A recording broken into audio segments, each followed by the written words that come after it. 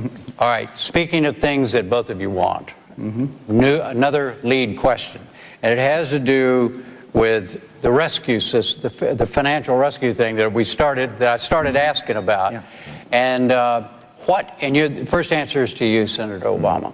As president, as a result of whatever financial rescue plan comes about, and the $700 billion, whatever it is it's going to cost, what are you going to have to give up in terms of the priorities that you would bring as President of the United States as a result of having to pay for the financial rescue plan? Well, there are a range of things that are probably going to have to be delayed. We don't yet know what our tax revenues are going to be. The economy is slowing down, so it's hard to anticipate right now what the budget's going to look like next year. But there's no doubt that we're not going to be able to do everything that I think needs to be done. There are some things that I think have to be done.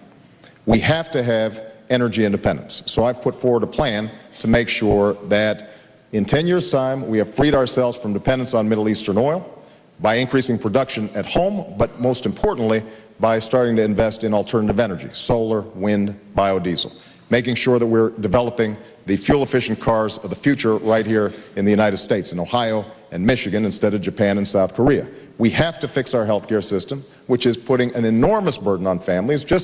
A report just came out that the average deductible went up 30% on American families. They are getting crushed, and many of them are going bankrupt as a consequence of health care. I'm meeting folks all over the country. We have to do that now because it'll actually make our businesses and our families better off.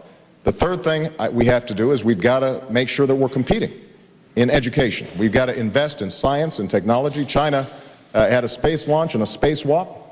We've got to make sure that our children are keeping pace in math and in science, and one of the things I think we have to do is make sure that college is affordable for every young person in America. And I also think that we're going to have to rebuild our infrastructure, which is falling behind. Our roads, our bridges, but also broadband lines that reach into rural communities. Also making sure that we have a new electricity grid to get the alternative energy to population centers that are using them. So there's some things that we've got to do structurally to make sure that we can compete in this global economy. We can't shortchange those things. We've got to eliminate programs that don't work, and we've got to make sure that the programs that we do have are more efficient and cost less. If I hear the two of you correctly, neither one of you is suggesting any major changes in what you want to do as president as a result of the financial bailout. Is that what you're saying? No, as I said before, Jim, there are going to be things that end up having to be deferred and delayed. Well, look, I want to make sure that we are investing in energy in order to free ourselves from dependence on foreign oil. Now, that is a big project. That is a multi-year project. But you're not willing to give that up. Well, I'm not willing to give up the need to do it, but there may be individual components of it that we can't do. But John's right that we've got to make some cuts. We right now give $15 billion every year as subsidies to private insurers under the Medicare system. It doesn't work any better through this private insurers. They just skim off $15 billion. That was a giveaway, and part of the reason is because lobbyists are able to shape how Medicare works. They did it on the prescription drug bill. They've done it with respect to Medicare, and we are going to have to change the culture. One of the, John mentioned me being wildly liberal. Mostly that's just me opposing George Bush's wrong-headed policies since I've been in Congress. But I think that it is also important to recognize that I worked with Tom Coburn, one of the most conservative Republicans, who John already mentioned, to set up what we call a Google for Government, which says that we are going to list every dollar of federal spending to make sure that the taxpayer can take a look and see who in fact is promoting some of these spending projects that John's been railing about. What I'm trying to get at is this. Excuse me if I may, Senator, is trying to get at that you all, one of you is going to be the President of the United States come January in the middle of a huge financial crisis that is yet to be resolved. And what I'm trying to get at is how this is going to affect you, not in specific small ways, but in major ways in the approach you would take to the presidency. Well, how about a spending freeze on everything but defense Veteran Affairs and Entitlement Program. Spending freeze?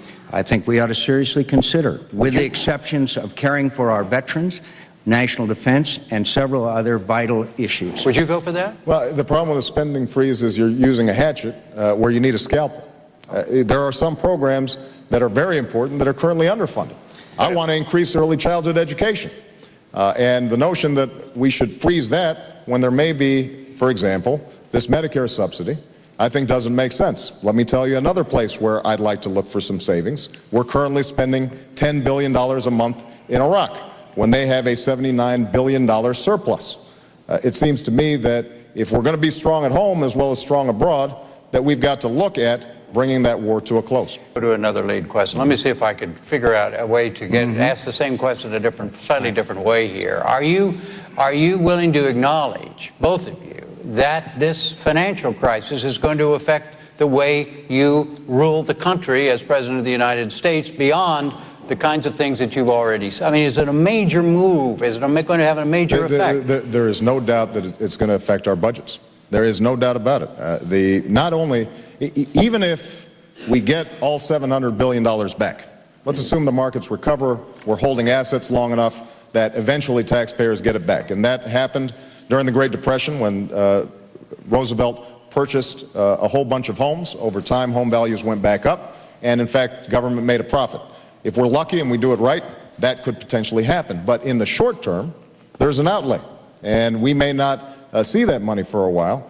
And because the economy is slowing down, I think we can also expect less tax revenue. So there's no doubt that as president, I'm going to have to make some tough decisions. The only point I want to make is this, that in order to make those tough decisions, we've got to know what our values are and who we're fighting for and what our priorities are.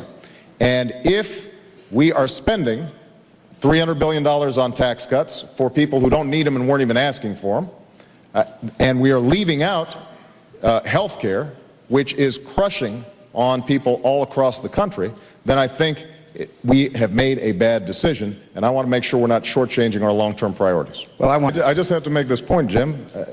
John, it's been your president, who you said you agreed with 90% of the time, who presided over this increase in spending, this orgy of spending, and enormous deficits. And you voted for almost all of his budgets. So to stand here after 8 years and say that you're going to lead on controlling spending and balancing our tax cuts so that they help middle-class families, when over the last 8 years that hasn't happened, I think is kind of hard to swallow. Quick response.